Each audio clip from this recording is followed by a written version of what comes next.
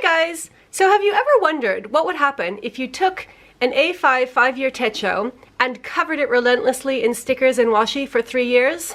Well, the long wait is over. Wonder no more, for I am here to show you. This is what happens. You get the Fat Hobo. So I want to give you an update on my 2019 to 2023 A5 5-year Hobonichi techo, which, believe it or not, started off looking exactly like this at the beginning of 2019, and now at the beginning of 2022 looks like this. So let's see how this transformation occurred. So first off, as you can see here, I covered the end page in washi. This is what it looked like originally. Then I put some vellum in, and then I put some washi over the vellum because it started getting a bit ragged. And then I just made a completely stickerated spread. And as you can see, I've named it. It is officially the Fat Hobo. And then what I've been doing is every month, when the month is over, I put a flower sticker over it. And so you can see I've got here to almost the end of December 2021, and I've got 2 more full years to go. So when I originally bought this planner, I had the naive idea that it would be a kind of functional daily planner for the home. So that's how I started off in year 1. And then I quickly realized that a daily planner is not so practical because you can't see what's going to be happening in the week ahead, and yeah, it's just not ideal for that purpose. And because I'd already started stickerating it, I just decided to go with it and make it into a full sticker extravaganza. So I started writing down like kind of the main things that I was planning to do the next day and use it for like just a little bit of stickerating in the evening. And that worked for a while. It's basically the same idea as what I've had for this planner, which is my new original Hobonichi that I'm going to be using as a kind of little oasis of stickerating every evening for sort of like happy things that I would like to do the next day. And so I did that for a while, and then I decided that as the months went on, I really wanted it to be a record that I would be able to look back on. So kind of like a memory planner. And I started to use it just to record the main things that happened. So it's kind of a mix of all of those, because as the years have progressed, sometimes I've stickerated like way in advance, and then I filled in all of the pages with writing way in advance, and those things haven't all worked out because, you know, it was like future plans, and so then I've gone back and kind of crossed off the things that didn't actually happen. And then other times I've got way behind and I've ended up going back in and stickerating it days and weeks later, and then I've written in all the things that happened retrospectively using one of my many other record-keeping sources to record what I did on those days. So it's kind of a mix of all sorts of different things, but I'm hoping that at the end it will basically just be a very happy, colorful, stickerated record of my 5 years, one way or the other, either recorded in advance or recorded after the fact.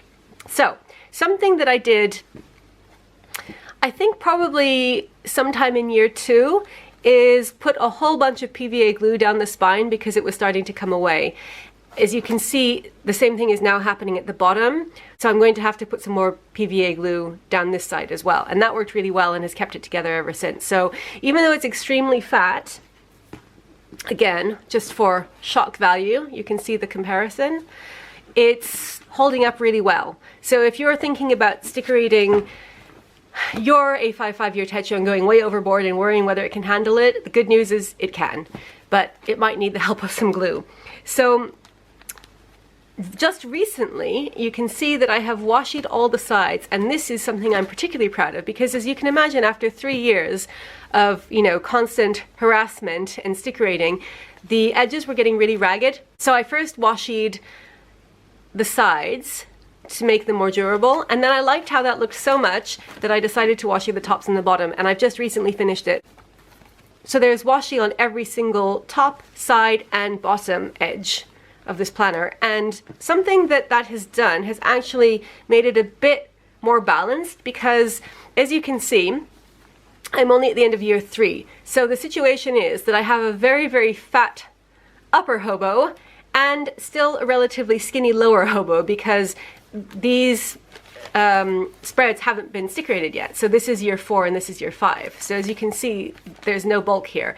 But adding the washi has kind of balanced it out a little bit because it's now fat at the very bottom again. So that's kind of helping, because it gets very, very awkward trying to stickerate the bottom here, which is like so skinny, when this is so fat. So this is something I'm looking forward to as I go into year 4, that I'm going to start balancing the whole thing out a bit more, because this is now going to be stickerated as I go through the year, and then it's only going to be the very bottom bit here that is still skinny, and I'll have to wait until year 5 for that. So far this has been an amazing experiment. I've really enjoyed it. It's been my constant companion, and it's always there to just cheer me up and make me smile. In terms of spreads, most of it is pretty random, as in I've just stickerated and washied whatever spoke to me at the moment, and there's no real pattern. But starting in September of the first year, I decided to do some themed spreads, and obviously then, you know, it's only going to be from September until December the rest of the years as well, because once I'd stickerated the first year, it was kind of set. I couldn't then decide to do a themed spread for the rest of the years, because it wouldn't match with the first year. So if we have a look here, you can see that this is a yellow spread, and it's really fun because every year when I come across these spreads, I'm like, okay, now I need yellow stickers. So it's a nice little surprise, because, you know, when I decided this in year 1, obviously it was a kind of spur of the moment thing, and I wasn't thinking like, okay, a year from now I'm going to need some yellow stickers. And then this is an orange one. So every year I've needed to find orange stickers for that. I did colors rather than sticker books because it just seemed easier in terms of themes. If I was, you know, gonna have to come back like 4 years later, I didn't want to use a sticker book that I might not have access to anymore.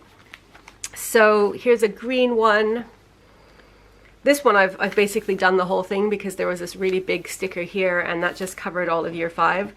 So what I would like to do is cover up the quotes when I get to year 5, because that way I'll have like a balanced 5 years. So the way it works is that it runs horizontally. So this is all year 1, this is year 2, etc.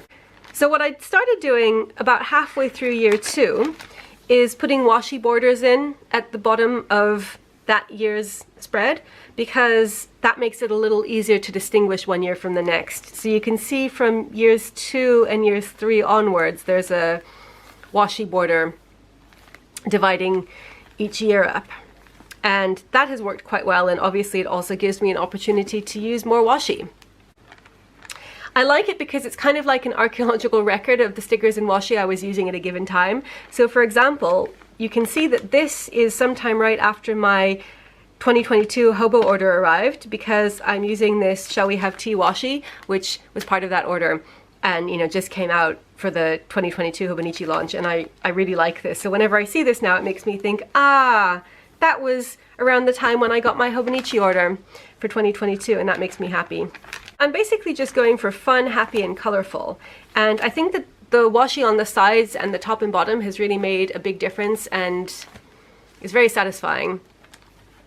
I like that a lot, and I like how it feels. It's all nice and protected now, and I don't have to worry about the pages getting ragged. So one more thing I want to show you is that after the last daily spread, it has some blank spreads with the year at the top.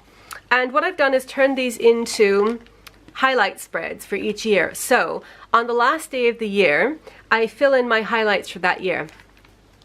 So for example, this is 2019 and this is 2020. Just the most memorable things, and, you know, the things that stood out to me. About 4 or 5 per year, and so I'm going to do the same thing here, and then at the end of 2022 I'll make another spread and put my 2022 highlights on, and then at the end of 2023 I will do the same thing. And then these ones I'm just leaving blank. I might put stickers on them at some point, because I feel like the purpose of this planner, its destiny in life, is to be completely covered in stickers and washi from one end to the other, so it does seem odd having these empty pages here. So that's something to think about over the next couple of years. And then at the end we have some more stickers, some more vellum, and some more washi borders. And that's it. And then I have this little snail charm in the bookmark. I don't actually use this as a bookmark because it's become too fat for the bookmark to reach the end. So instead, for practical purposes, I have this, which is an Erin Condren plan bookmark, and I think that that is quite appropriate.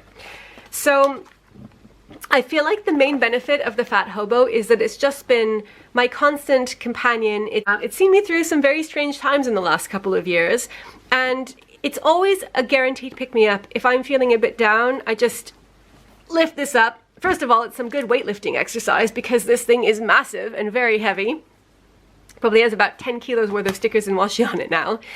And then I just decorate a spread and it makes me feel much better. So I'll keep updating you on the progress of my Fat Hobo as the years progress, and just remember that it once looked like this. As always, thank you so much for watching. I hope you enjoyed this, and I'll see you again soon. Bye!